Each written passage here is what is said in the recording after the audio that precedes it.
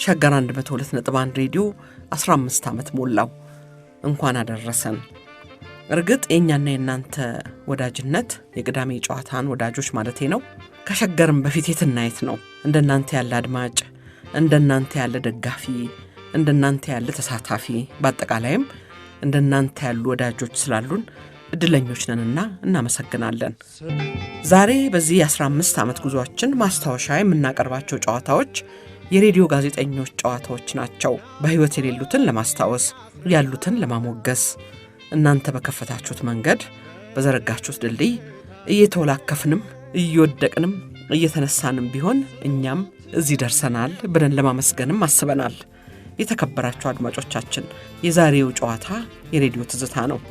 አራቱ እንግዶቻችንም በሬዲዮ ጋዜጠኝነት ረጅም ዓመት ያገለገሉ ባለሙያዎች ናቸው።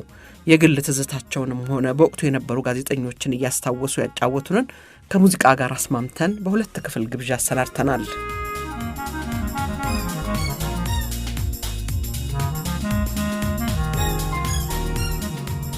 በቅዳሜ ጨዋታ የምናቀርባቸውን እንግዶች እንኳንም በዚህ ፕሮግራም አቀረብናቸው የሚያሰኘን በእንዲህ አይነቱ ጊዜ ነው። በዛሬው ፕሮግራም ከሚቀርቡት መካከል ዛሬ ተወዳጇ የሬዲዮ ጋዜጠኛ ሌኒ መኩሪያና ከሬዲዮ በተጨማሪ በተለያዩ ዓለም አቀፍ ሚዲያዎች ዘጋቢ የነበረው ለአከ ማርያም ደምሴ ከኛ ጋር የሉም።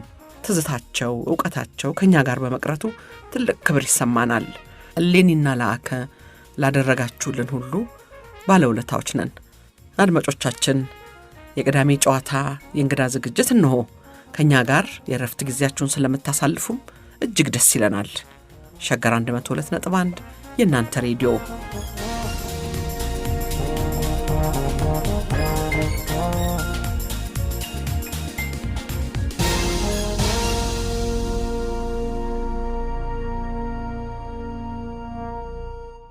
ወይዘሮ ሌኒ መኩሪያ ከብስራት ወንጌል ጀምሮ በኢትዮጵያ ሬዲዮ ከዛ በኋላ በኢትዮጵያ ቴሌቪዥን ከዚያ በኋላ የቢቢሲ ወኪል በመሆን ለረጅም ዓመት ሰርተዋል።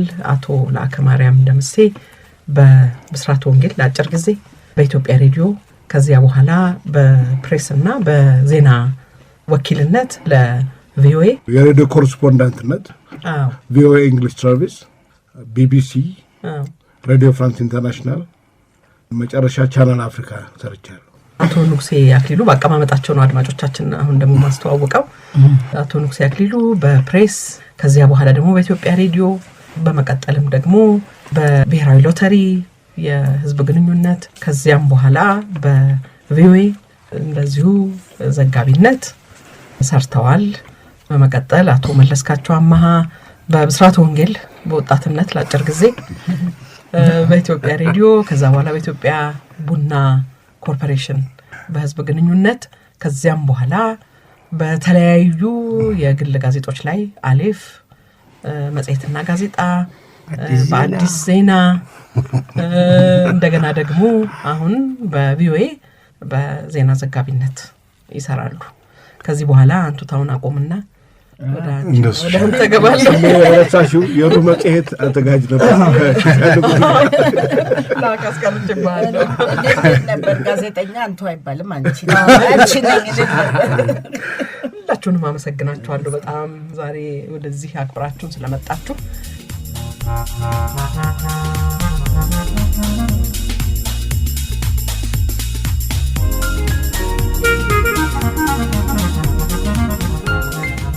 የዛሬው ጨዋታችን ቀደም ብዬ እንደተናገርኩት የሬዲዮ ትዝታ ነው።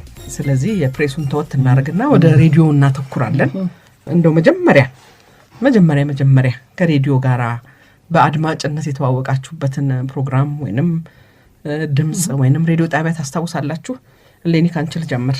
እኔ መጀመሪያ ማለት ፈልገው ሸገር በጣም እንኮራበት ኤፍኤም ሬዲዮ ጣቢያ ነው። በጣም ደስ ብሎኛል። እንኳን ደስ አላችሁ ለማለት አመሰግናለሁ። እንኳን ደስ አላችሁ። ሬዲዮ እኔ ትንሽ ልጅ በነበርኩበት ጊዜ ቤታችን ከታህሳስ ኩዴታ በኋላ ነው ሬዲዮ የተገዛው። እንዴ ሳንሰማ አመለጥ ደብሎ እና ሬዲዮ አልነበረን። ግን እዚህ 4 ኪሎ በጃንሆይ ጊዜ እኛ ልጆች ሆነን ሜጋፎኖች ነበሩ። ሰው ተሰብስቦ በየአደባባዩ የሚያዳምጥበት ነበር እና ሬዲዮ በዛ ነበር የሚደመጠው። በተረፈ ጎረቤትሽ ሬዲዮ ካለ ቤትሽ ጎረቤትሽ ሄደሽ ታዳምጫለሽ። ሬዲዮ በጣም የተሰራጨው ከኮንጎ ዘመቻ በኋላ ነው። ኮንጎ የዘመቱት ወታደሮች ሬዲዮና ሰዓት ምናምን ይዘው መጡና ያንን ሸጠው አንድ ሰፈር ሰሩት፣ ኮንጎ ሰፈር የሚባል እና ያን ጊዜ ነው የተስፋፋው እንጂ ሬዲዮ ብርቅ ነበር። ሬዲዮ እንግዲህ ነው ንጉሴ። እኔ እኛ ቤት ደግሞ ሬዲዮ ነበር ያን ጊዜ ግሩንዲንግ የሚል አሁን በየቤቱ ያለ ሬዲዮ ግሩንዲንግ መሰለኝ።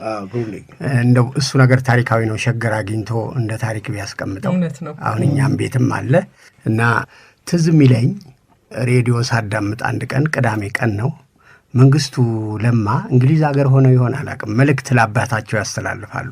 አባቴ ሬዲዮ የለውምና ገበያ ስታገኙት ደህና መሆኔን ንገሩልኝ ብለው ሲሉ እና በዚህ ስሜት ተነሳስቼ ሳዳምጥ ከሬዲዮኑ ጀርባ ሰዎች ያሉ ይመስለኝ ነበር። ሬዲዮኑ ውስጥ ልጅ ሆኜ በእውነት እና አምፖሎቹ በጣም ሲበሩ ይታየኝ ነበርና ሀገር ፍቅሮች ሲዘምሩ እና በዚህ አይነት ሬዲዮን በጣም በጽኑ እከታተል ነበር ገና ከልጅነት ጀምሮ ማለት ነው። እንግዲህ መለስካቸው እኔም ሳውቅ ሬዲዮ ቤት እንደነበረ ትዝ ይለኛል። እንደውም አባቴ ሁልጊዜ ያችን ፊሊፕስ ሬዲዮ ነበረች 2 ሰዓት ሲሞላ ሁልጊዜ እንድከፍት ቋሚ ትእዛዝ ነበርና እሷን መክፈት ስራዬ ነበር አንዱ። ግን ትዝ የሚለኝ ቅድም ካነሳሽው ጥያቄ እስከዛሬ ድረስ ከልጅነት የተሰማቸው ከነበሩ የመጀመሪያ ሰማዋቸው ምላቸው ሰዎች የግብርና ፕሮግራም አዘጋጅ አቶ ገበየው ውቤ የገብሬ ልጅ ነኝ በሚል ሙዚቃ የሚጀምሩት እና ደግሞ ይሄ የትምህርት ፕሮግራም የሚያዘጋጁ የነገው ሰው የሚል ፕሮግራም እሳቸው ናቸው ትዝ የሚሉኝ ነኝ። ትምህርት በሬዲዮ እነዚህ ሁለቱ ትዝ ይሉኛል። ከገበየው ውቤ ጋር አዲስ ተረፈ የሚባሉም ሰው ነበሩ። አሁን በቅርብ ነው አሜሪካ ውስጥ ያረፉት። እንደውም መላከ ገነት ይባላሉ። ቤይሩት የተማሩ ናቸው። የእርሻ ፕሮግራም ተሻገሩ ቤ የሚል አልነበረ? ፕሮግራሞቹ ትዛኝ እኔ የማስታውሰው የአሳምነው ገብረወልድ ኢንተርቪው እና ደግሞ መምህር አብራራው የሚባል መምህር አብራራው አቶ መኮንን ቅዳሜ ነበር እሱ። ከዛ ደግሞ አቶ አሰፋ ይርጉ ከዋሽንግተን ያስተላልፉ ነበረ እሁድ እና እነኚህ ናቸው ዝም ብለው በመጀመሪያ የሰማችሁትና የማረካችሁ ድምጽ ነው። እንግዲህ ምናልባት እኛም ቤት መለስካቸው እንዳለው 2 ሰዓት ላይ ለዜና ሬዲዮ ሲከፈት ከጥናት ወደ ሌላ ቦታ መሄድ የሚፈቀድበት ነው። ከ12 እስከ 2 የቤት ስራ መስራት እንደዚህ ያለ። ከዛ ልክ 2 ሰዓት ሲሆን አሁን 2 ሰዓት ሆኗል ሲል ሁሉ ልጅ ወደ የሚፈልግበት ቦታ ይሮጣልና ሬዲዮ ሰዓትም ነው፣ ሬዲዮ መረጃ የሚሰጥም ነው። ግን በልጅነት ትዝታችን ምናልባት የዘፈን ምርጫ የጌታቸው ደስታ ድምጽ፣ በብስራት ወንጌል ደግሞ ሊስነርስ ቾይስ የሚል ነበረ። አርብ ማታ የሚዘጋጅ ሌኒ አንቺ ነበርሽ እንደምታዘጋጅ? ሩይ አማኑኤልም አብሮ ነበር። ወደኋላ ነው ከናሽናል ሰርቪስ እኛም እኔ ታቦቱ ማርታ ማረ አሁን እንኳን እነሱ እንጠራለን በኋላ እንጠራለን። ለማንኛውም አሁን ደግሞ እንደገና እያንዳንዳችሁን መጠይቃችሁ ደግሞ ሬዲዮ ሳይሆን ግን እናንተ አሁን ስታወሩ የሚገርመኝ እንዴት ሬዲዮስ እንደገባሁ አላውቅም። ምክንያቱም እኛ ቤት ደግሞ ይሄ የሚጠመጠመው ዲስክ ማጫወቻ አለ አይደል? እሱ ተጠምጥሞ ሙዚቃችንን ነበር የምንሰማው። ለዚህ ይሆናል ሙዚቃ ፕሮግራሞች ያበዛው። ሬዲዮ ሄዳችሁ የተቀጠራችሁበትን አጋጣሚ ጊዜው መቼ ነበር? እንዴት ሄዳችሁ? እኔ እንዳጋጣሚ ከቤይሩት መጣሁኝ። ነርሲንግ ልማር ነበር ቤይሩት ሄድኩኝ። ከዛ መጣሁና እዚህ አዲስ አበባ ዩኒቨርሲቲ ለመግባት ሶሻል ወርከር ለመሆን አፕሊኬሽን አስገብቼ መልስ ጠብቃለሁ። እንዳጋጣሚ ሬዲዮ ላይ ሰራተኛ እንፈልጋለን፣ እንግሊዝኛ ፕሮግራም ሊጀመር ነው፣ ኤክስተርናል ሰርቪስ ኦፍ ሬዲዮ ኢትዮጵያ ነበር የሚባለው። ዩሮፕን አፍሪካ ተወሰኑ ሀገሮች እና መታችሁ ተፈተኑ ሲባል ሰማሁ። እስቲ ያንን መልስ እስከምሰማ ይሄንን ላድርጋልኩና ሄድኩ።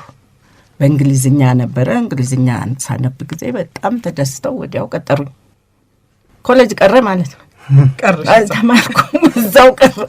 ዜና ነበር የምታነብ? ዜና ፕሮግራም፣ ሚውዚክ ፕሮግራሞች፣ ውይይት፣ ቃለ ምልልስ ከእንግዶች ጋር፣ በአብዛኛው ሙዚቃ ፕሮግራም ነበር የምሰራው። ያው ቀጥታ ነበር የሚሰራጨው ዜናው። ኦፍ ኮርስ አሁንም ቢሆን ያው ነው። ከዛ ቀጥሎ ያው ቴሌቪዥን መጣ። ቴሌቪዥንም ተልኬ በግዴ ገባሁና እዛም ሰራሁ። የመጀመሪያዋ ሴት ነች በኢትዮጵያ ቴሌቪዥን ለመስራት የመጀመሪያው ድምፅ ይህ የኢትዮጵያ ቴሌቪዥን ማለት እስቲ እንዴት አጼ ኃይለ ሥላሴ ፈቅደው በአጼ ኃይለ ሥላሴ ፈቃድ ዛሬ ለኢትዮጵያ ሕዝብ ቴሌቪዥን ተጀመረ። አሁን ሳሙኤል ፈረንጂ ዳይሬክተር ጀነራሉ ይሄውላችሁ አልኩኝ። መጣ እሱ አጼን አስተዋወቀ። አጼ ኢትዮጵያ ሕዝብ ይኸው ቴሌቪዥን ሰጠሁ አሉ። ተጀመረ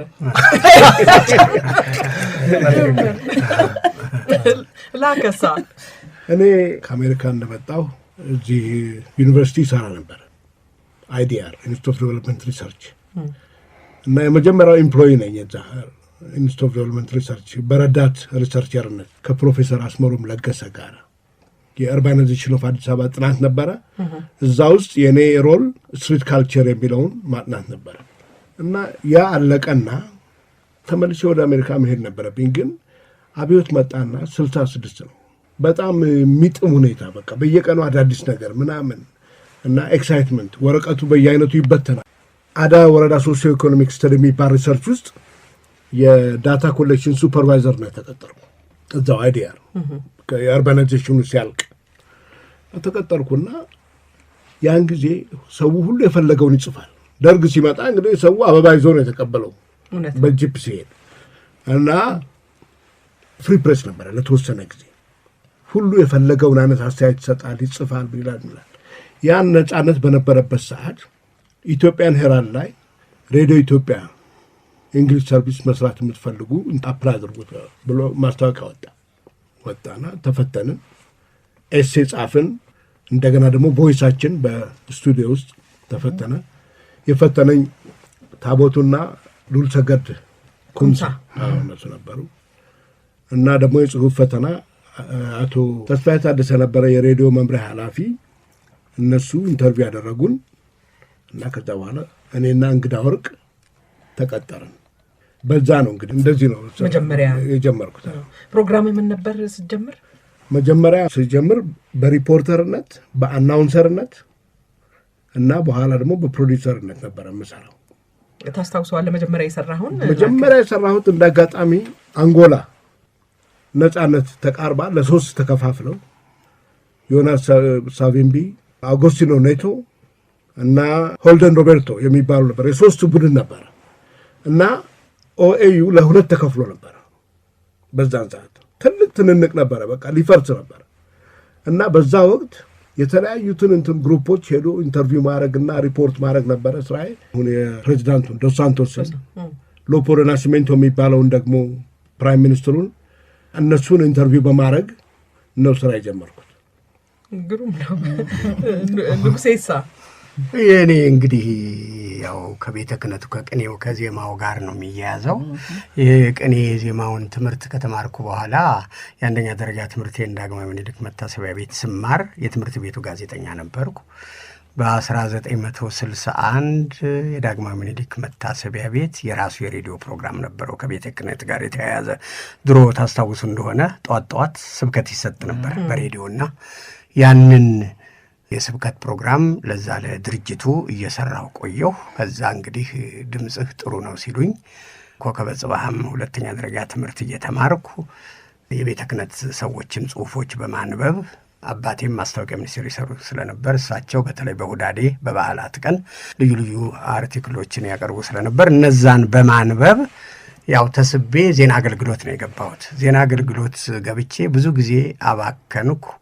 ሪፖርተር መሆኜ ሰርቻለሁ። ግን እኔ ሬዲዮ ሰው ነኝ ስል የሬዲዮ ሰው ነህ ብሎ የሚቀበለኝ ሰው አጣሁ። ሬዲዮ እምቢ አሉኝ። በእውነት የሚያነቡትን ሰዎች እየሰማሁ ኧረ እንደው እኔ ከነዚህ ሰዎች ባልበልጥም አላንስም፣ ፈትኑኝ ስል እምቢ አሉኝ። በኋላ የማስታወቂያ ሚኒስቴር ሰራተኞችን የሚያስተባብር የስፖርት ፕሮግራም እናካሄድ ነበር በዩኒቨርሲቲ ሜዳ ላይ በየሳምንቱ ቴሌቪዥን፣ ሬዲዮ፣ ፕሬስ ምን እያልንና ያንን እኔ ነበርኩ ማንቀሳቀሰው ከሰለሞን ተሰማ ጋርና በዛ ምክንያት አንድ ጽሁፍ ጽፌ ከአቶ ባህሉ ጋር ተጋጨሁ። አቶ ባህሉ ያን ጊዜ ዜና አገልግሎት ስራ አስኪያጅ ነበር። ወለጋ ትሄዳለህ አለኝ። አይ ወለጋስ እዛ ድረስ ርቀት አልሄድምና እዚሁ ነው የምሰራው። ከፍ አለ ማሞ የሬዲዮ መምሪያ ስራ አስኪያጅ ነበርና እኔ ልፈተን እኔ እኮ የሬዲዮ ሰው ነኝ አልኩ። ታደሰ ሙሉነህ እንዲፈትነ የተደረገ ፈተነ። ድምፁ ተስማሚ ነው፣ ጥሩ ነው፣ የዜናውን ማቀራረብ ተብዬ በዚህ አይነት ሰተት ብዬ ኢትዮጵያ ሬዲዮ ገባሁ። የት ነበርክ ሆነ። ከዛ በኋላ እምቢ ያለ ሁሉና እንደዚህ መጀመሪያ ፕሮግራም የጋዜጦች አምድ ማዘጋጀት አልማዝ ዘሪሁን የምትባል ነበር ታውቃታለህ? ላይ ከእሷ ጋር ጋዜጦች አምድ ፕሮግራም ማስተናገድ እነዚህ ነበር። ከዛ በኋላ ነው ወደ ዋና ፕሮግራም ይገባል። መለስካቸው በአጋጣሚ ነው እኔም ጋዜጠኝነት የገባሁት። ግን መጀመሪያ ትምህርት ኮርስ ወስጃለሁ። ማለት ኮርሱን ያዘጋጁ የነበሩት እዛን ጊዜ የምስራቅ ድምፅ ስቱዲዮ ይሁን እንጂ ይህን ኃላፊነት የሚወስደው ኮርሱን የሚሰጡት ወይዘሮ አለምሰገድ ህሩይ ነበሩ እና ለ2 ወር ያህል የቆየ ኮርስ ነው። አንድ 30 ሰዎች ተፈተንና 8 ሰዎች ተጣርተን ገባን። ፈተናውም ቀላል አልነበረም። 7 ሰዓት የሚፈጅ ፈተና ነው። የጽሁፍና የቃል የትርጉም የምን እዛ በሙሉ የ8ታችን ከፕሮግራም አዘጋጃጀት ጀምሮ የተለያዩ የፕሮግራም አይነቶች፣ የሙዚቃ አቀራረብ እንዴት ነው፣ ሙዚቃ በፕሮግራም ውስጥ እንዴት ነው የሚገባው፣ ድምፅ አወጣጥ እንዴት ነው፣ አነባበብ፣ ትንፋሽ፣ ይሄ ሁሉ አስተማሩን። ወይዘሮ አለምሰገድም በመደበኝነት በነዚያ ወራት ከሚሰጡን ትምህርት ሌላ እንደውም እንግዳ ሌክቸረርስ እያመጡ ሁሉ ያስታውቁን ነበር። ከነዚህ እንግዳ አስተማሪዎች መካከል እስከ ዛሬም በጣም የማይረሳና ብዙዎቻችን ላይ ተጽዕኖ ያሳደረ ቀደም ሲል በብስራተ ወንጌል ሬዲዮ ጣቢያ ልዩ ፕሮግራሞችን እያዘጋጀ በአማርኛ ክፍለ ጊዜ በምስራቅ ድምፅ እንትን ማለት ነው የተለያዩ ፕሮግራሞችን የሚያዘጋጅ በሙያው እንኳ መሐንዲስ ነበረ። ፍቅረ ማርያም ይፍሩ የሚባል ሰው ታውቁ እንደሆነ እሱ አንድ ቀን መጥቶ ስለ የተለያዩ ፕሮግራም አዘጋጀቶች ጥበብ ነገረን እና በጣም ምንድን ነው የሚባለው ላስቲንግ ኢምፕሬሽን ይባላል።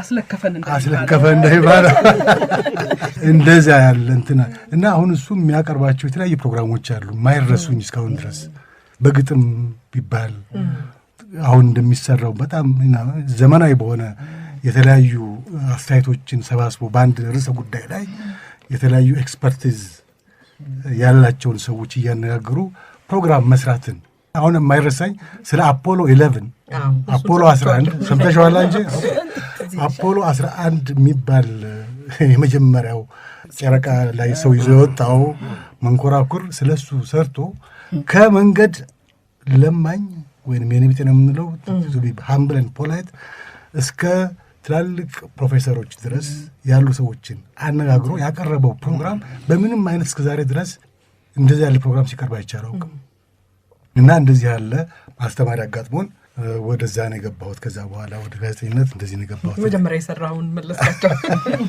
መጀመሪያ የሰራሁት እዚህ የሚለኝ አቶ የወንዶሰን አለሙን የመጀመሪያ ልቃ እንግዲህ ቢቢሲ ስክሪፕት ትዝ ይልሻል የሚባል ትንሽ እንትኖች ይመጡ ነበረ።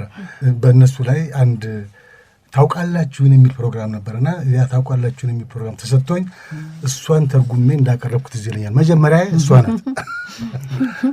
ግን የመመረቂያ ፕሮጀክትም አሰርተውን ነበር ወይዘሮ አለምሰገድ።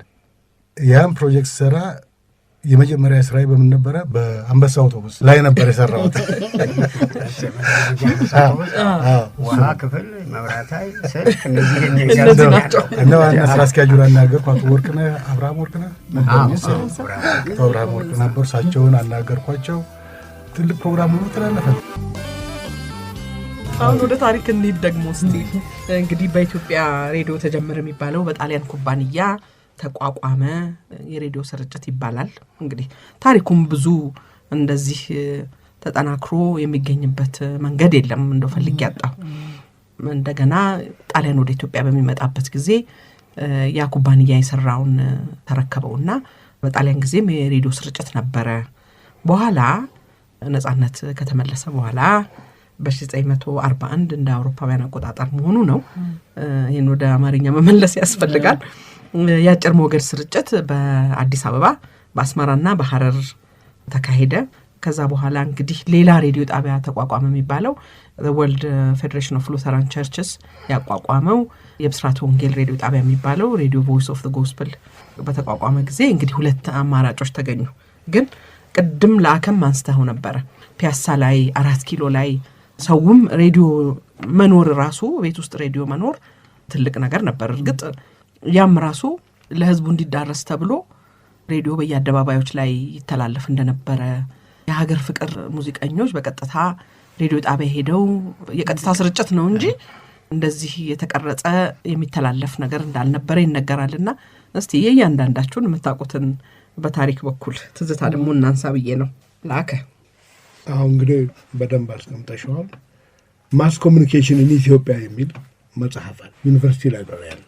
እዛ ላይ ታሪኮቹ በደንብ ዶኪመንትድ ሆነው ተቀምጠዋል እና ከጣሊያን በፊት ነው እርግጥ የተጀመረው። አንድ ጊዜ አንድ ሪሰርች አካሄጄ ስለነበር ለዚህ ነው ይሄን የምናገረው።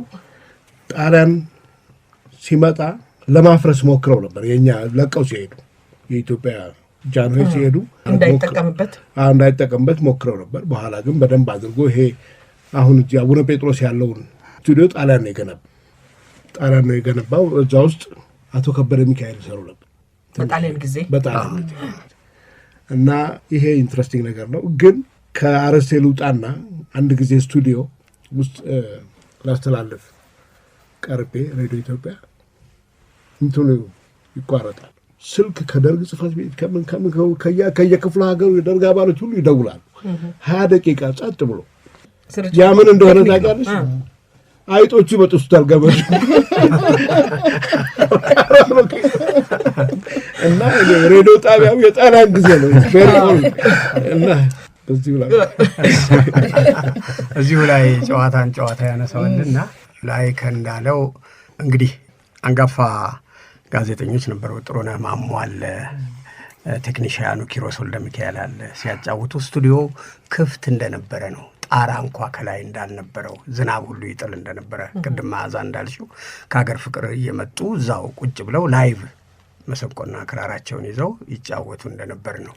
እንደውም አንድ ጊዜ የአውራ ዶሮ ድምፅ ተሰምቶ ሚኒስትሩ በብጃማቸው ሬዲዮ ጣቢያ ድረስ እንደመጡ ነው ሮጠው እንደው ይህን ገዳም ሰፈር ዶሮ እንደው ለቀው እዚህ ስቱዲዮ ውስጥ እንዲያስጨዋሉ ብለው እሳቸው እና እንደመጡ ከዛ በኋላ ሲደርሱ ይሄ እኮ ማስታወቂያ እኮ ነው፣ የሬዲዮ ማስታወቂያ ነው እንጂ የገዳም ሰፈር ዶሮ ገብቶ አይደለም ብለው እንዳሏቸውና እንዲህ አይነት ነገር እንደነበረ በዚህ አይነት ሁኔታ የተጀመረ ዛሬ እዚህ ደረጃ መድረሱ በእውነቱ በጣም ደስ የሚል። እንግዲህ ብዙ ሰዎች ብስራተ ወንጌል መምጣት ለኢትዮጵያ ሬዲዮ መድህን ሆነው አተጋው ይላሉ እና እዚህ ላይም ትንሽ አንዳንድ ሀሳብ መወርወር ከተቻለ ጥሩ ይመስለኛል። መለስካቸው ያሰለጣጠኑን ቅድም አንስቶታል። የኢትዮጵያ ሬዲዮ እንግዲህ ብስራተ ወንጌል በኋላ የመጣ ነው። ብስራተ ወንጌል ዋናው ዓላማው የሃይማኖት ስብከት ቢሆንም የመዝናኛ ፕሮግራሞችም ነበሩት እና በጣም ጥሩ የዜናም እንደዚህ ፕሮግራሞች ነበሩት እና እዚህም ላይ ሀሳብ ካለ ብትሰጡ ደስ ይለኛል። እኔ ብስራተ ወንጌል ከመጀመሩ በፊት የኢትዮጵያ ሬዲዮ ይህን ያህል ባክወርድ አልነበረም። ጥሩ ደረጃ ላይም ደርሶ ነበር። እርግጥ የተወሰኑ ሰዎች ናቸው ፕሮግራም ሰሪዎቹ። አንዳንድ ፕሮግራም ሰሪዎችም ያው በመሳሳት አንዳንድ አድቨርቲስመንት ሲሰሩ ጠረጴዛ እየመቱ በአባታቸው ስም ይምሉ ነበር። ስልጠና ጉድለት ወይዘሮ አለምሰገድ በጣም ብዙ አሰልጥነዋል። እርግጥ ግን ብስራተ ወንጌል ውስጥ ነው። ኢትዮጵያ ሬዲዮና ቴሌቪዥን ውስጥ ይህን ያህል አላሰለጠነችም። ወደ በኋላ ነው የመጣው። ስለዚህ በጣም ወደ አርኬድ አይነት ነገር አታርጉብን። ጀርመን ስቱዲዮ የሚባል ነበር እና ያ ማሰልጠኛ ስቱዲዮ ነው። አሁን እኔም ራሴ ከተቀጠርኩ በኋላ ኦን ዘ ጆብ ትሬኒንግ ያገኘሁት እዛው ሬዲዮ ውስጥ ነው እና ያ ጀርመን ስቱዲዮ ጀርመኖቹ በእርዳታ ለኢትዮጵያ የገነቡት ነው እና ደግሞ እንትንም ሰፕላይ ያደርጉ ነበረ። ክሩ ይሄ ሪል ቴፕ ምናምን ሰፕላይ ያደርጉ ነበረ እና እንግዲህ ኦፍኮርስ ለኔ እንዳለችው ጥንት እንደነበረው ስቱዲዮ ተገብቶ የሚዘፈንበት ሳይሆን የተቀረጹ ፕሮግራሞች እየቀረጽን ፕሮዲዩስ እያደረግን ኢንተርቪዎችን እያዘጋጀን የምናስተላልፍበትም ሁኔታ ነበር። ደህና ነበር። ግን ብስራተ ወንጌል ምንድነው ስርጭቱ ኃይለኛ አይሎ መጣ። ይሄ በተወሰነ ሬዲዮስ ነው የኢትዮጵያ ሬዲዮ ሊያስተላልፍ የሚችል የነበረውና ክፍለ ሀገር ራቅ ያሉ ቦታዎች በደንብ አይሰማም ነበር።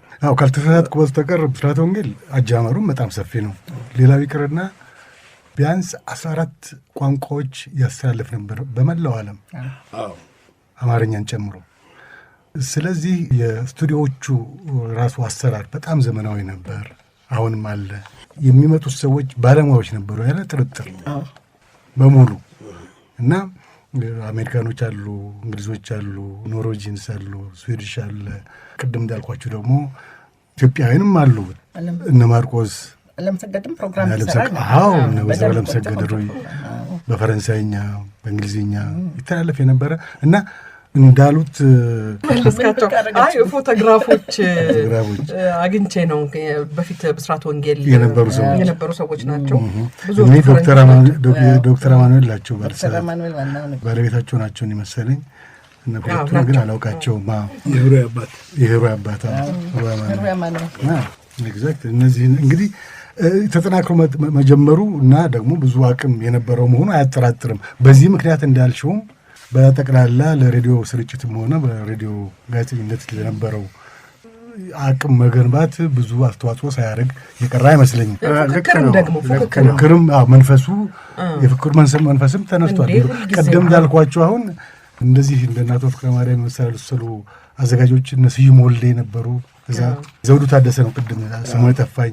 እነዚህ ሰዎች ሁሉ የሚያዘጋጇቸው ዜና ዘገባዎችና ፊቸር ወይንም ተራኪ ፕሮግራሞች ግሩም ፕሮግራሞች ነበሩ እና እነዚህ ለጥራቱ ለሚተላለፉት ፕሮግራሞችና ዜና ጥራት አስተዋጽኦ ማድረጋቸው ምንም መካድ አይችልም። ብቻህን ስትበርና ተወካካሪ ሲመጣብህ እኮ አንድ አይደለም እና ሁልጊዜም በማንኛውም መንገድ ፉክክር በሚኖርበት ጊዜ ለአድማጩ ለተጠቃሚው ጥሩ አገልግሎት መስጠት ይቻላል በሚለው መንፈስ እንውሰደውና ይሄንን ሉክሲያን ነገር እዚህ ላይ አስተያየት አለኝ። ምንድን ነው የብስራተ ወንጌል አብዛኛው ትኩረቱ ከምስራች ድምፅ ጋር ተያይዞ በዚህ በሀገሪቱ እንደው ማህበራዊ ጉዳዮች ላይ ነው በስፋት እንጂ የኢትዮጵያን ሕዝብ ጉዳይ፣ የኢትዮጵያን ሕዝብ ብሶት፣ የኢትዮጵያን ሕዝብ ለውጥ ፈላጊነት እነዚህ ነገሮች ላይ በብዛት አያተኩሩም። የውጭ ዜናዎች አቀራረባቸው በጣም ደስ የሚል ነበር። አሁን ዘውዱ ታደሰ በሳምንቱ የሚያቀርበው ፕሮግራም እርግጥ ከዚህ ከአገር ውስጥም በከተማችን ምን ይወራል እየተባለ አንዳንድ ነገሮችን ለማንሳትም ይሞከራል። ግን በአንጻሩ አሁን ቅድም ወይዘሮ ሌኒ እንዳለችው የኢትዮጵያ ሬዲዮም በነበረው አቅም በነበረው የሰው ኃይል እውቀት በእውነት እንደው የነበረውንም መንግስት አንዳንድ ጊዜ አካሄድ ትክክል አይደለም ብሎ በመጠቆም ረገድ አንቱ የተባሉ ብርቱ ጋዜጠኞች ነበሩት ለማለት ነው። በሁለቱ መካከል የነበረውን ፉክክር እንግዲህ አሁን ብስራት ወንጌል ምናልባት የልጆች ፕሮግራም አዘገጃጀቱን እንኳን ብንወስድ ልጅ ሆነን የጋሽ ሰለሞን ፕሮግራም ማራኪ ነበር። እውነት እንግዲህ የውጭ ሙዚቃን ደግሞ በማቅረብም በማለት ደግሞ ወጣቶችን የመሳብም ደግሞ ችሎታ ነበረው ከኢትዮጵያ ሬዲዮ ይለቀስና እርግጥ ኢትዮጵያ ሬዲዮ ላይም እንደዚሁ በጣም ጥሩ ፕሮግራሞች ነበሩ። ዘመኑንና ለውጡን አብረን እያነሳ ነው እንሂድ ለማለት ነው። ዜና አነባበብም ላይ በጣም ዳሪዮስ ሞዲ በጣም ጥሩ አቅራቢ ነበር። ዮሐንስ ተከስታሁን እነዚህ በሙሉ የራሳቸው ዩኒክ የሆነ ኳሊቲ ያላቸው። ዘውዱ ታደሰ፣ ሰገድ ኩምሳ፣ ሬዲዮ ኢትዮጵያ፣ አሳምነው ገብረወልድ፣ አሰፋ ይርጉ። በኢትዮጵያ የሬዲዮ ጣቢያዎች አስተዋጽኦም ደግሞ በጣም ጉልህ ነበር። በእውነት በአገራችን ሬዲዮ ተናገረ ማለት በቃ እንደው የመጨረሻው እውነት ነው። በቃ እንዴ በሬዲዮ ሰምቼ ከተባለ አለቀ በቃ። በመረጃ በኩል የወሰድን እንደሆነ መምህር ነው ሬዲዮ። በግብርና ቢባል በጤና ቢባል ልማትን በሚመለከት በአገራችን ውስጥ ሬዲዮ አስተማሪ ነበረ ነውም። ደግሞ ሬዲዮ ብቸኛ መዝናኛ ነበር እና ከዚህ በመነሳት እናንተም እንድጨምሩበት ፈልጌ ነው ሬዲዮ በጣም አስፈላጊ ሚዲየም መሆኑ ነው። በጣም አሁን እንዳልሽ ማዛ ይሄን በጣም አስተማሪ ነው፣ ህዝብ ያምነዋል።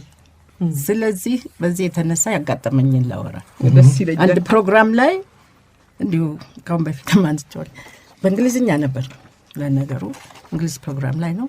አንድ ቦታ አንብቤ ወንዶች አሁን ከመተኛታቸው በፊት ሱሪያቸውን እንዲህ ቢያስቀምጡ ሴት ልጅ ይወለዳል፣ ሱሪያቸውን በዚህ በኩል እንዲህ ቢያስቀምጡ ወንድ ልጅ ይወለዳል የሚል ኮሚክ ነገር አግኝቼ ለቀልድ ለጨዋታ ብዬ ፕሮግራም ላይ አስተላለፍኩት። እንዴት ተደርጎ ተጠራው ሚኒስቴሩ ድረስ እንዴት የኢትዮጵያን ሕዝብ እንደዚህ ስህተት ውስጥ ተገኘዋለች ያምናሉ እኮ ለምን እንዲተናገርሽ ተብዬ ትልቅ ወቀሳ ደረሰብኝ። አስተማሪ መሆኑን ሕዝብ የሚያምነው መሆኑን እንደዚህ መሳሳታው አንዱ መሰረታዊ ነገር ምንድነው? ኢትዮጵያ በጣም ሰፊ ሀገር ነች እና ለሶስተኛው ዓለም ሬዲዮን የመሰለ ትልቅ ሚዲያ የለም። ያልተማረ ሰው በጆሮ ማንበብ መጻፍ የማይችልም በጆሮ ማዳመጥ ይችላል እና ትልቁ ሲግኒፊካንሱ ብዙ ህዝብ ሪች በማድረጉ ትራንዚስተር ሬዲዮ ካለሽ የትም ሆነሽ አሁን ሶማሌዎች በጣም ሬዲዮ ያዳምጣል እና ሽፋኑ በጣም ከፍተኛ ነው እና ለህዝብ ጠቃሚ ነው።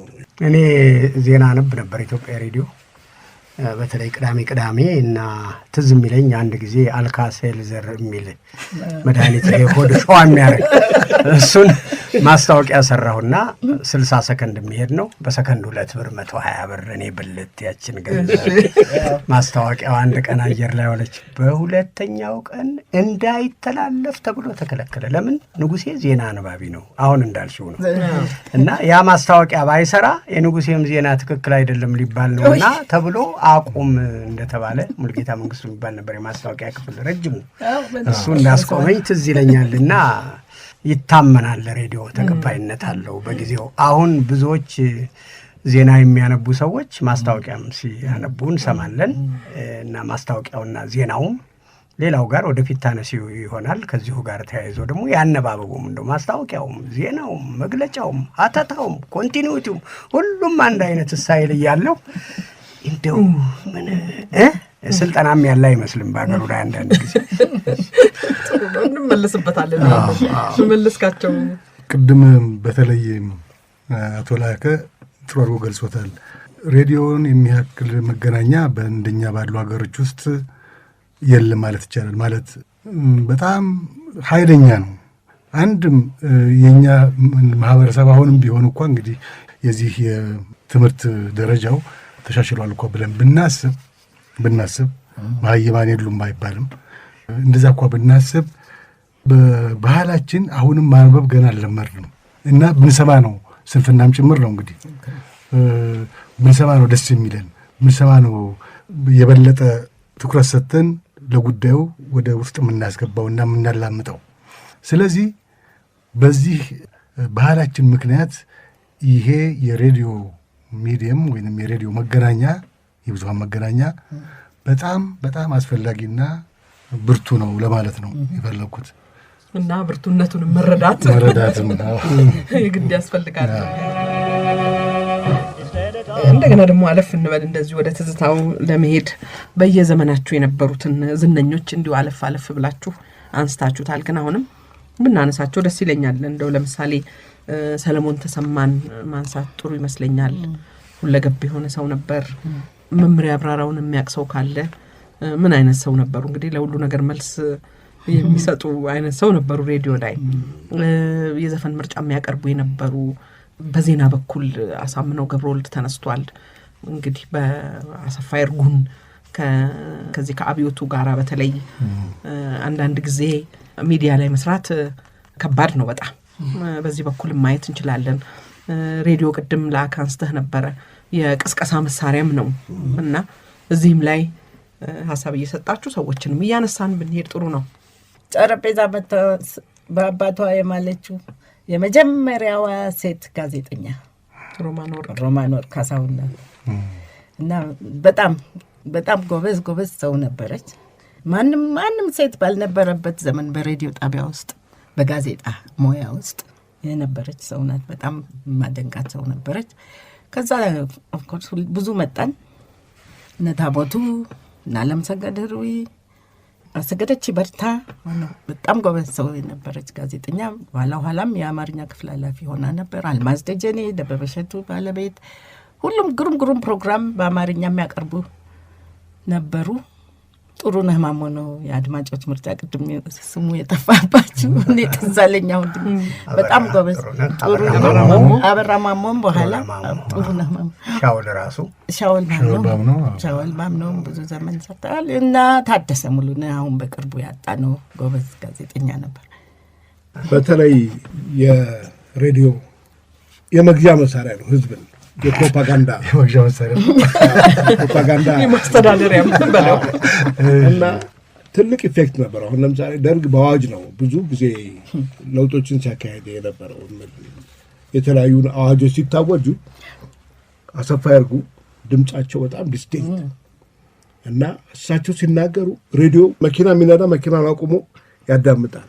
ሰው ወደ ሱቅ ተጠግቶ በመንገድ ላይ የሚሄድ ያዳምጣል። እና ትልቅ ፓወርፉል እንትን ነበራቸው አቶ አሰፋ ያርጉ እና ደግሞ አነባበባቸው በጣም ልዩ ነበር እና ልክ የሚያስቦካ ነው እንትን የሚያስፈራ ማለት ነው። ሌላው ደግሞ ንጉሴ ተፈራ ዶክተር ንጉሴ አሁን እና እሱ ጥሩ ፕሮግራሞች ነበሩት። መንገደኛው ጋዜጠኛ ነው። መንገደኛው ጋዜጠኛ ከፍሬ ነገሮች ማህደር ነው ከምናየውና ከምንሰማው ወይም ከፍሬ ነገሮች ማህደር እና በጣም በጣፈጠ ሁኔታ ያቀርብ ነበረ ፕሮግራሞች እና አንድ ጊዜ ደግሞ ትዝ ይለኛል ስለ ሲአይኤ እና ኬጂቢ በቃ በሁሉ ቦታ ተደማጭነት ነበረው እና ደግሞ ድምፁም በቃ ዩኒክ ነው።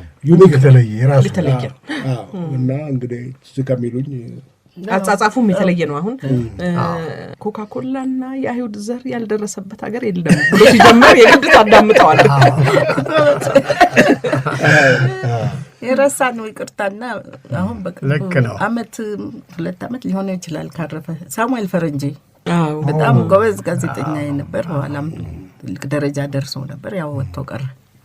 እንግዲህ ወደ ኋላ ስንሄድ በታሪክ እነ አምባሳደር ዘውዴ ረታ ከኋላ ቅድም እንደተባለው እነ አቶ አሰፋ ይርጉ እጅግ ተደማጭነት እንደ ሙዚቃ ይደመጥ የነበረ አርአያነት ያለው የነበረው ጋዜጠኛ ሰሎሞን በቀለ ያልተነሳ የተረሳ አሳምነው ገብረ ወልድ ድምፁ ለኢንተርቪው ለቃለ መጠይቅ ድምፁ ለዜና ድምፁ ለርዕሰ አንቀጽ አነባበብ ጠዋት 2 ሰዓት ላይ እኔ ያኔ ዜና አገልግሎት ነኝ ርዕሰ አንቀጿን እንዲህ በእጁ ይዞ ነው ስቱዲዮ ገብቶ ወዲያው ላይቭ የሚያነባው እና እንደውም ብዙዎች ሲሉ እንደምሰማው አሳምነው ከማንበቡ 10 እና 15 ደቂቃ ቀደም ብሎ ገብቶ ባፉ ከረሜላ ሊሆን ይችላል ይሄ እሱ እንኳን የማሟቶ ላይ ይቆልጣልና እንደ ጠጠር ነገር ይዞ ይለማመድ እንደነበረ ድምጹን እንዴት እንደሚያወጣው ወርቅ የሆነ ድምጽ እኮ አቻ የሌለው ይሄ ጎልደን ቮይስ የምትሉት አሳምነው በዚህ በሬዲዮ ዜና ንባቡ ብቻ ሳይሆን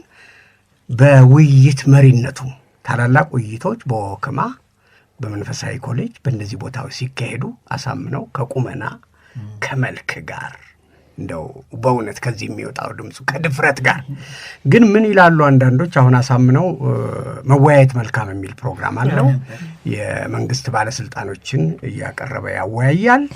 አንድ ጊዜ አቶ ስዩም ወልዴ ባቀረበው የጥናት ወረቀት ላይ አሳምነው እንግዲህ የሚጠይቃቸውን ጥያቄ ብዙ ጊዜ ባለስልጣኖቹ አይመልሱም ምንድነው ይሄ ነገር ተብሎ ሲጠና አሁን እኔም በትክክል አልደረስኩበትም ግን ያኔ የቀረበ ስለሆነ ነው ኢንተርቪው ካረጋቸው በኋላ ያንን ጥያቄ ያወጣና ሌላ ጥያቄ ስቱዲዮ እሱ ያገባል እና መልስና እንትኑ አይገናኝም ተብሎ ይሄ እንደ ትልቅ መወያያ ተደርጎ ከተማ ውስጥ ይወራ ነበር። እንዲህ ተደርጎ ከሆነ መቼም እንዲህ ይደረግ ከነበረ ስህተት ነው እና ባለስልጣኖቹን ለማሳሳት ነው ይባላል እና አሳምነው እጅግ በጣም ተወዳጅ የአማርኛውም ክፍል ከመኮንን አየለ ቀጥሎ ምክትል ኃላፊ የነበረ ጥሩ ጋዜጠኛ ነው።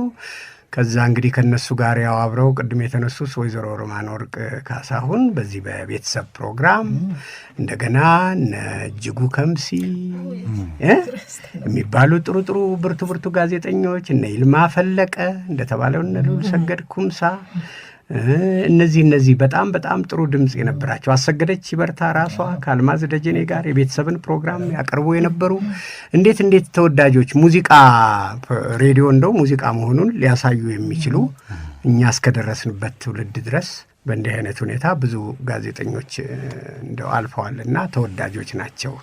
የነሱን አርያ እንግዲህ ሌላው ደግሞ ጌታቸው ኃይለ ማርያም በዜና ወደ ቴሌቪዥን ከሄደ ሬዲዮም በኋላ ሬዲዮ ፋይል መሰረተው እሱ ዜና ፋይል ጌታቸው አዛሪያ ኪሮስስ ቴሌቪዥን ራሱ ሳሙኤል ፈረንጅ እና ዮናስ ለማ በኋላ ሰለሞን እንደዚህ እያሉ በጣም ጥሩ ከሴቶቹም ከኛ እነ ሚሊየን እናሰለፈች እነዚህ እና አባይነሽ እነዚህ ጥሩ ጋዜጠኞች እኮ ነበሩ። ልክ ነው። ዛሬ እንግዲህ የሬዲዮ ትዝታ ነው። አዎ ግን በጣም የሚያሳዝነው እስካሁን ድረስ እስቲ ዘፈን ምረጡ እንኳን አላልኳችሁም። ዘፈኑ ወሬ በደረቁ ሆነ እኮ በጣም ማን ይወስዳል ይነድል እንበለሳለሁ። መለስካቸው ወደ አንተ ዘፈን ምረጡ። አንተ ምረጥ እንጂ ዘፈን አንተ አይደለም ተው። ጋሽ መርሴ አንድ ጊዜ ዘለለ ዘግንፍሌ እያለ ይጽፋል። በኋላ አንድ ጥሩ ጽሑፍ ጻፈና ቃና የሚጣፍጥ ከረሜላ ነህ የሚለውን ዘፈን ተመርጦለት ሄደ። አሁን እንዲህ ከዘራዬ በሚሄድበት ጊዜ ይሄን የመሰለ ብዙ ነው ሸቀለ ዘፈን ለኔ የምትመርጡልኝ ብሎ እንዳለት እዚህ ለኛና አሁን ገጽሰ ውሸት ለመናገር አትሻም ምላሴ የሚለው በጣም ጥሩ እሱን መጣለን። ወንጌል መለስካቸው እስቲ አንሳ። ወደ ትዝታው ከመሄዴ በፊት የሚገርመኝ ነገር በዛን ጊዜ የነበሩት ጋዜጠኞች ቅድም ስለ ንጉሴ ስለ ዶክተር ንጉሴ ሲነሳ የትራነበባቡና ስለ ድምፁ ስትናገሩ ዩኒክ ነው ብለን ነበር። ልዩ ነው፣ የራሱ ነው። እና የሚገርመው የዛን ጊዜ አንዱ ሌላውን ቀርቶ እሱን ለመሆን አለ የሚፈልገው። ደግሞም ክልክል ነው። በእውነትም ራሱን ነው መሆን ያለበት ሰው። አነባበቡም አጻጻፉም መሰረታዊ የሆኑ ነገሮች እስካሉ ድረስ የራሱ መሆን አለበት ነበር የሚባለው መሰለኝ። ሁሉም የተለያዩ ናቸው እና ሁሉም በራሳቸው ወርቅ ናቸው ማለት ይቻላል በእውነት። እና አሁን የረሳ ነው አቶ ማረጉ በዛብን አላነሳ ነው። ሬዲዮ አልነበረም ግን ቴሌቪዥን ነበረ። ቴሌቪዥን ነበረ እና ደግሞ በሙያው በጣም ከሰለጠኑት ሰዎች መካከል አንዱ ነው እሱ በኢትዮጵያ ውስጥ በጣም በተለይ በኢንቨስቲጌቲቭ በሚለው የጋዜጠኝነት ስራ ላይ በጣም እኔ ምንን መጽሔት ላይ ትዝ ይለኛል አማኑኤል ሆስፒታል መታከሚያ ወይስ መታጎሪያ ነው እንዲህ አይነት ነበሩት። እንዲህ ያሉ ነገሮችን ስራዎች አንድ እሱ። ሁለተኛ የዛን ጊዜ አይታችሁ ከሆነ እንግዲህ አስተውለን ከሆነ አሁን ከሁሉ ደግሞ ልቀው የሚወጡ እንደናሳምነው ገብረወልድ ያሉ ሰዎች እንዳያለን የሚያበሩ። አሁን ግን ብናይ እንደዚህ ያለ ሰው አላገኝም። ይቅርታ ይደረግልኝና ወይ ተሳስቼ ይሆናል። እኔ የሽማግሌ አስተያየት እንዳይመስልብን ልቃ የወጣች ለማለት ኢንተርቪው ዝግጅት ይጠይቃል። እውነት ነው። ትንሽ ፈጣን ሪሰርች ማካሄድና መዘጋጀትን ይጠይቃል። መለስካቸው እንዳነሳኸው ራስን መሆን የሚለው ነገር ላይ አሁን አይደለም እኮ የተጀመረው። መጡ እኮ ጌታቸው ኃይለማርያምን መምሰል የሚፈልጉ ሰዎች መጡ። ቀጥል መለስካቸው። አሁን ጌታቸው ኃይለማርያም እንግዲህ በብዙ እንትን ውስጥ ነው እሱ። አሁን ቴሌቪዥን ይሰራ ነበረ። ቴሌቪዥንም ሆኖ አዳዲስ ነገር ነው ኢንትሮዲዩስ የሚያስተዋውቀው። ከዛ ወደ ሰባዎቹ አጋማሽ ወደ ሬዲዮ መጣ። ዜና ፋይልን የመሰረተው እሱ። መጀመሪያ ላይ ትልቅ ክርክር ጭቅጭቅ እንደነበረ ትዝ ይለኛል። አንደኛ ረዘመ ይባላል እንትኑ ዜናው ለመጀመሪያ ጊዜ ነው እንግዲህ ግማሽ ሰዓት ያህል ረዝሞ ዜና በተለያየ ድምፅ በተለያየ አክቹዋሊቲ የምንለው መሰማት የጀመረው የዛን ጊዜ ነው። እሱ ነው ይሄን ያስተዋወቀው። ግን እንዲጎዱት እኮ ነው ከቴሌቪዥን ወደ ሬዲዮ ላኩት። እዛ ግን ሄደው ጥሩ እንዴት ያለ አዲስ መንፈስ ነው እየከተተው እዛ ውስጥ እና እንዴት ያለ ባለሙያ ነበር እሱ። ሌሎች ሰለሞን ተሰማን ደግሞ ወሰዱ። በእርግጥ ትልቅ ሆኜ ወይም ገብቻ አይደለም ያየሁት እኔ። በኋላ ግን ከቅርብ ሰው እንደምሰማው ከሆነ ባለሙያ ሰው ከሆነ የሚሰራውን ስራ በጭራሽ በፍጹም ልብና መንፈስ ተመስጦ ነው የሚሰራው ነው የሚባለው። አንዳንድ ጊዜ እንደውም ቤት ሲቃጠል ሄዶ ራሱ ሊቃጠል ነበር አሉ።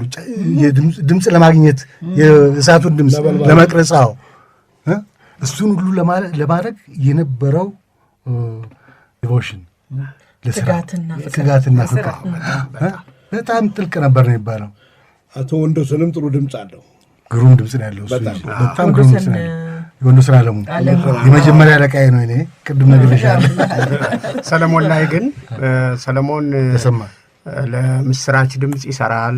ያው ብስራተ ወንጌል እንደገና ለኢትዮጵያ ቴሌቪዥን ይሰራል። ለኢትዮጵያ ፕሬስ አዲስ ዘመን ይሰራል።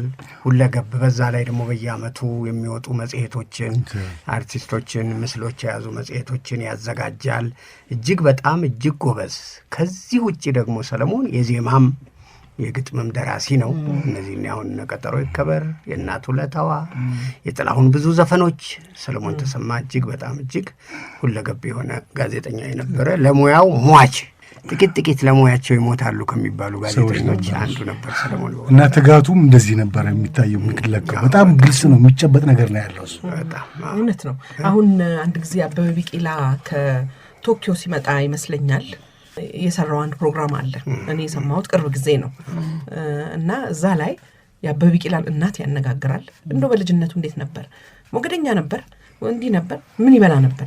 እንግዲህ ብዙ ጋዜጠኛ አበበ ቢቂላ ቶኪዮ ወርቅ አገኘ የሚለው ላይ ብቻ ተንጠልጥለን እዛው ላይ የምንቀርበትን እሱ ግን የተለያየ ባክግራውንድ ስቶሪ የተለያየ ይሰራለታል እና እንዲህ አይነት ትጋት የነበረው ጋዜጠኛ ነው። በተለያየ መንገድ ነገሮችን የማየትም ትልቅ ነውና ጥሩ አነሳችሁት። ሰለሞን ሞተና የእሱን ፕሮግራም ስንሰራ እኔ ብዙነሽን ሂሩትንና ጥላሁንን አነጋገርኩና አንዱ ጥላሁንን የጠየቅኩት አትመልከቺ ሱፋቲ መኪና እኔም ገዛለሁ ድል የስቃና የጥላሁን የሚጫወተው የሰለሞን ድርሰት ነው እና ጥላሁን ለእኔ ነው የሚለው፣ ሰዎች ደግሞ ለአበበ ቢቂላ ነው የሚሉትና ሬዲዮ እሑድ ፕሮግራም ላይ ከፍተኛ ጸብ ነበር። ጥላሁን እንዴት እንዲህ ይላል ተብሎ ለአበበ ነው የተገጠመውና ሰለሞን በጣም ብዙ የሚያነጋግሩ ነገሮች የሚሰራ ሰው አሉት። አልተሰራለትም። ሰለሞን አሁን ከሞተ በ72 ነው የሞተው። እንግዲህ 33 ዓመት ነው። ምንም አልታወሰም። እኔ በየስፖርት ጋዜጣም ይሄ እንደው ያለውን የዕለቱን ነው እንጂ በእውነት አልተወራላቸው። መጨረሻ ላይ ትዝ ይላችሁ እንደሆነ ኢትዮጵያ ቴሌቪዥን ላይ በአብዮቱ ጊዜ ከአቶ ይድነቃቸው ተሰማ ጋር የነበረው ክርክርሳ እሱ ነበር አይደለ ያዘጋጀ የነበረው? አዎ እኔ ነበርኩበት። እኔ ዜና አገልግሎት ነበርኩ። እሺ ሰለሞን የፕሬስ አዲስ ዘመንንና የኢትዮጵያ ቴሌቪዥን ያዘጋጅ ነበር ፕሮግራም።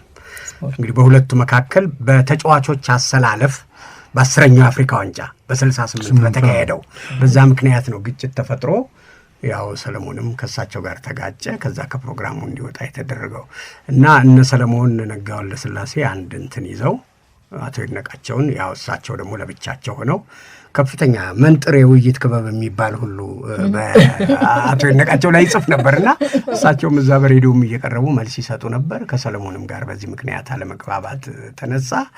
እነሱም ዜና መጻፍ እንትን አሉ። እኔ ዜና አገልግሎት ሆኜ ከዜና አገልግሎት ለሄራልዱም ለቴሌቪዥኑም ለሬዲዮኑም ብቸኛ የሆንኩ ስዘግብ እንዲህ አይነት አለመግባባት ነበር እና አቶ ይድነቃቸው ምን አሉ? እንግዲህ መቼም ይሄን ጨዋታ ነው። መጨረሻ ላይ 10ኛው አፍሪካ ዋንጫ ኢትዮጵያ ተሸንፋ ጋዜጠኞችም ለብቻቸው ሆነው አቶ ይድነቃቸውም የራሳቸውን ሰዎች ይዘው ለብቻ ሆነው እሳቸውም ይውረዱ ይሰቀሉ እየተባለ እዛ ከኳስ የኢትዮጵያ ቡድን ከተሸነፈ በኋላ እንደዚህ ሲባል መጨረሻ ላይ የክብር ዋና ጸሐፊነቱን ስልጣን አዲስ አበባ መዘጋጃ ቤት ያስረክቡ ነበር እና የኛ ጋዜጠኞች አሉ መንግስቱ ቢገባ ሸዋንግዛው ቢገባ እነዚህ እንግዲህ ጨዋታ ቀደም ብለው ያቆሙ ናቸው። እከሌ ቢገባ እከሌ ቢወጣ ይላሉ። ፒተር የሚባል ጀርመናዊ አሰልጣኝ ነውና እንዴ አሰልጣኙ ያለውን ነው ብሔራዊ ቡድኑ መቀበል ያለበት። እኛም የምንቀበለው ብሔራዊ ቡድኑ አሰልጣኙ ያለውን ነው። አገር እኮ እንደ ኢንስቲትዩት ፓስተር ጥንቸሎች የቀማሚዎች ሁሉ መፈተኛ አይደለችም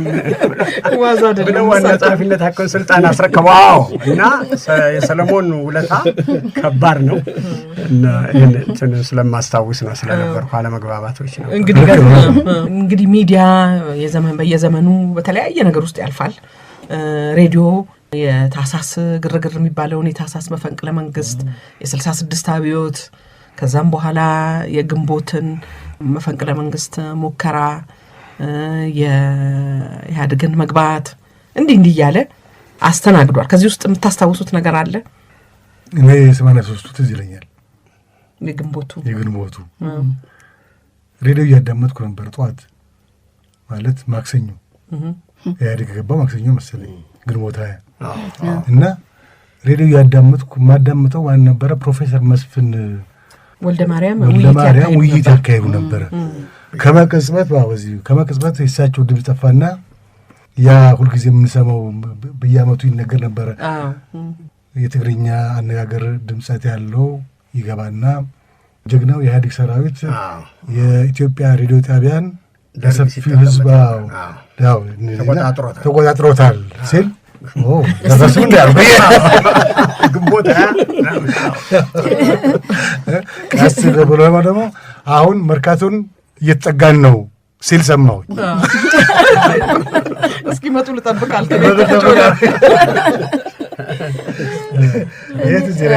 እኔ ደግሞ ማስታውሰው እኔ ራሴ ሳልሆን አንድ ዘመድ አሮጊት ጠና ያሉ ሴትዮ ናቸው የነገሩኝን ነው።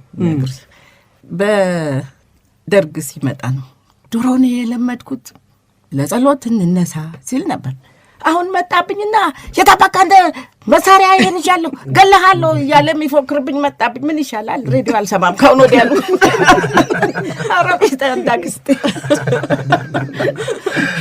እንግዲህ ዘመኑን ነው የሚያስታውሰው። ተመጣወጡ 53ን የሚያስታውስ የለም። 53 ኪሮስ ሲናገር እንደምሰማው እንግዲህ ማን ነው ዓለም መዝገበ በታሪክ እንሰማለን። አዎ እንደነበረ እነ ኪሮስ ከቤታቸው ተፈልገው እንደመጡ ቴክኒሽያኖቹ እና ያው አልጋ ወራሽ ያው እንግዲህ ተገደውም ይሁን ወደው ያንን መግለጫ እንደሰጡ እንደዚህ ነው የሚነገረው። በግድ እዛው ስቱዲዮ እያደሩ ይሰሩ እንደነበረ ነው። ይህን ያህል ብዙ ጎላ ያለ እንደው ስለ መፈንቅለ መንግስቱ አውሪት ይህን እንደሆነ ነው እንጂ መለስካቸው ጨርሶታል። ሌላ እንግዲህ የጋዜጠኝነት በተለይ ሬዲዮ ሲሆን ቴሌቪዥን ሲሆን ፕሬሱም ቢሆን እዛው ውሎ ማምሸቱ አለ። ማህበራዊ ግንኙነቱም ጠንካራ ነው። እርስ በርስ ያለው መተዋወቁም ቀልዱም ጨዋታውም ቁም ነገሩም ያንኑ ያህል ነውና በዚህ በኩል ደግሞ የምታነሱት ነገር ካለ ላከ በመሰረተ ትምህርቱ መጀመር ትችላለህ። መቼስ እንግዲህ አብዮቱ ጊዜ ሁሉ የተለያየ ቡድን ተነስቷል እና ጋዜጠኞች ማህበር ፍትጊያ ነበር። ቦታ አይገኝም ነበር። በቃ እዛ መጠጥ እየጠጣን ምን እያልን ፒንግ ፖንግ እየተጫወትን ብዙ ክርክሩ ጨዋታው ምናምኑ ሁሉ ነበረ እና በዛን ጊዜ ወደ ጥያቄሽ ቀስ ብዬ እመለሳለሁ። ወደ መሰረተ ትምህርቱ ፍሪ ፕሬስም ለተወሰነ ጊዜ ነበረ ማለት ይቻላል። ጎህ፣ አዲስ ፋና፣ ጸደይ፣ ቁም ነገር ምናምን የሚባሉ ይወጡ ነበረ እና የእነኛ ሁሉ አዘጋጆች እዛ ጋዜጠኞች ማህበር ለዚህ ይመጡ ነበር። ግን ነው ይሄን መንደርደሪያ አድርጌ መንግስት የውይይት ክበብ ብሎ አወጀ እና ውይይት ክበብ ስንቀርብ ሬዲዮ ላይብራሪ ነበረ የምንሰበሰበው። እናውቃለን ባዮቹ ገና ምንም ነገር ሳይጀመር ስታሊኒስት ትሮትስካይ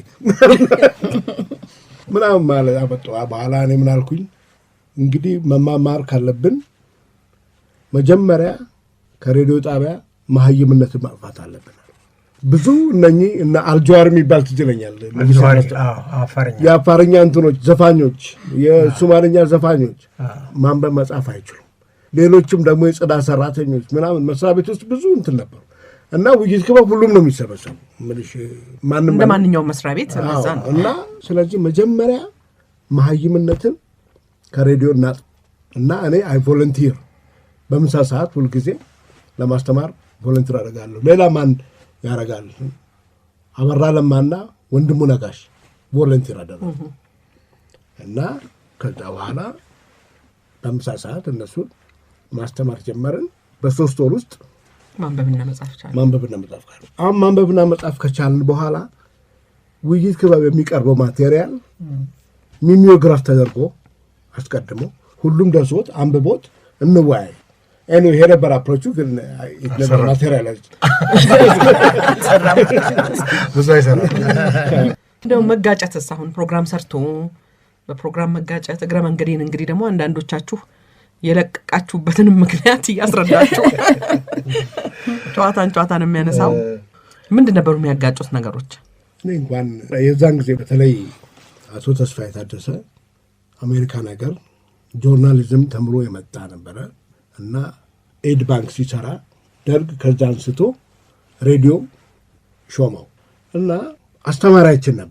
በየሳምንቱ እንሰበሰብ ነበረ። ሬዲዮ ሳምንት ተሰብስበን በዚህ ሳምንት ይሄን መስራት ነው የሰራነው፣ ደግሞ ስራዎች ፕሮዲዩስ ያደረግናቸው ነገሮች ይገመገሙ ነበር እና ይሄ እንኳን ወደ መጨረሻ ላይ የፈለግሽውን አሁን አስቀድማ የመጣሁት ምን ይለን ነበር?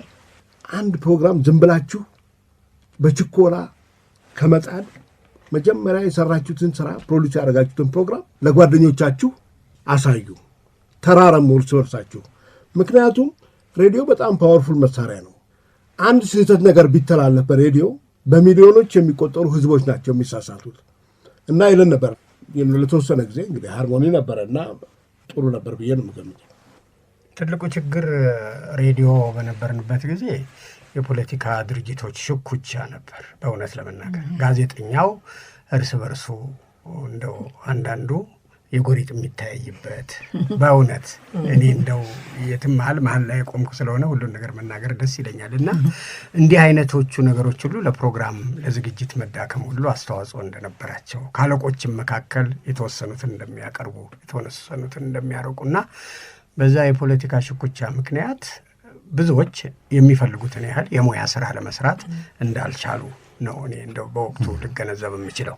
እኔ አሁን ራሴ ከከተማ ማህበራት አካባቢ የሚለውን ፕሮግራም ሰራለሁ። ከፖለቲካው ጋር ምንም አያገናኝም። ቀበሌ ያደረሰውን ጉዳት የተበደለ ህዝብ ካለ የዛን ብሶቱን ምኑን ማውጣት እንደዛ ስለነበረ ነው። ግን በዚህ በርዕዮተ ዓለሙ ዙሪያ በአብዮት መድረክ ዙሪያ እነዚህ ያሉ ሁኔታዎች ትንሽ እንደ እርስ በርሳችን ብዙ ይህን ያህል ፊት ለፊት አይደለም፣ ግን አለመግባባቶች ልጅ የነበረው እንግዲህ ፍልሚያ እዛም አለ። ከሌ ነው ከዚህ ነው እየተባለ ማይክሮኮዝም ነው ሬዲዮ ጣቢያው።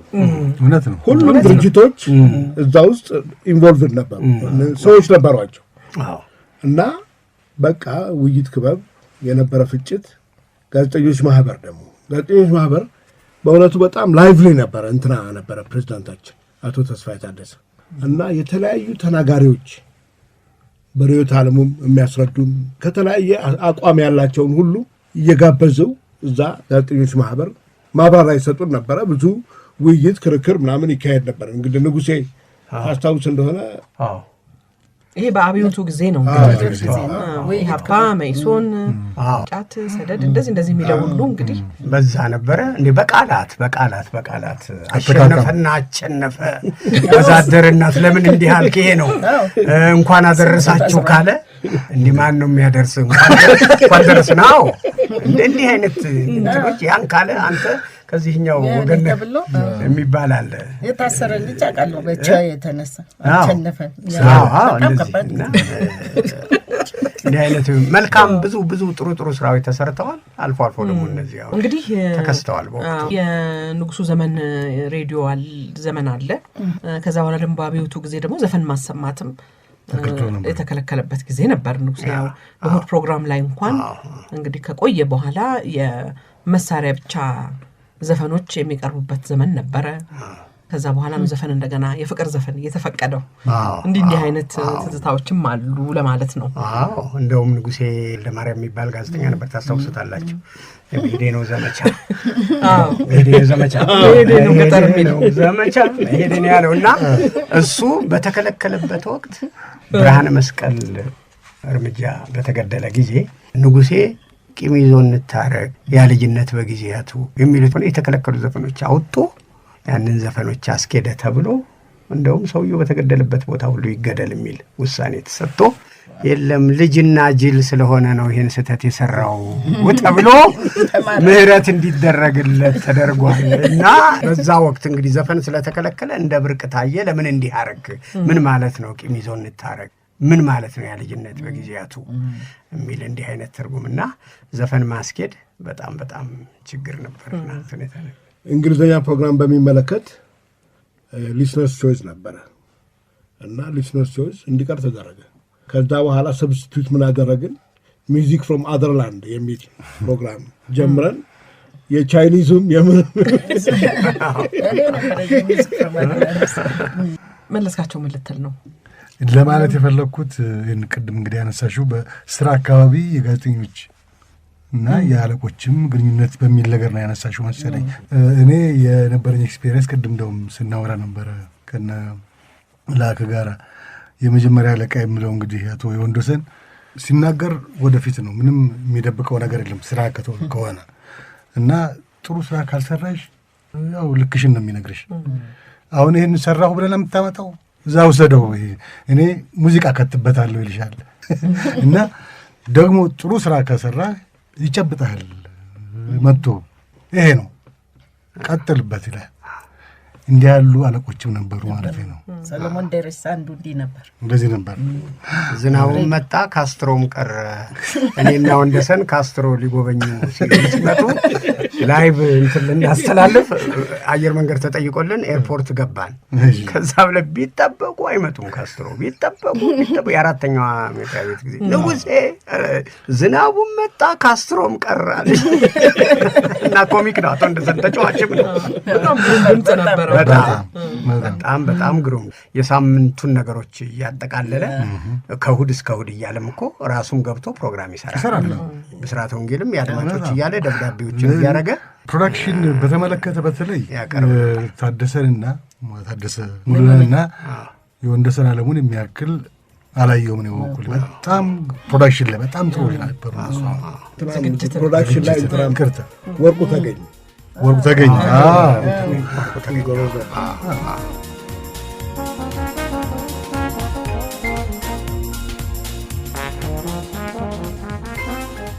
ለሬዲዮ ትዝታ ከተወዳጆቹ ጋዜጠኞች ሌኒ መኩሪያ፣ ለአከ ማርያም ደምሴ፣ ንጉሴ አክሊሉና መለስካቸው አማሃ ጋር ያደረግነው ጨዋታ የመጀመሪያው ክፍል ይህን መሳይ ነበር። ተከታዩን ከጥቂት ደቂቃዎች በኋላ ይዘንላችሁ እንቀርባለን። ለአሁኑ ለመሰናበቻ የመረጥንላችሁ የተወዳጇን ያስናቀች ወርቁን እንደ ኢየሩሳሌም ነው። በያላችሁበት ቦታ ሰናይ የረፍት ቀን እንድታሳልፉ እንመኛለን። ሸገር 102.1 የእናንተ ሬዲዮ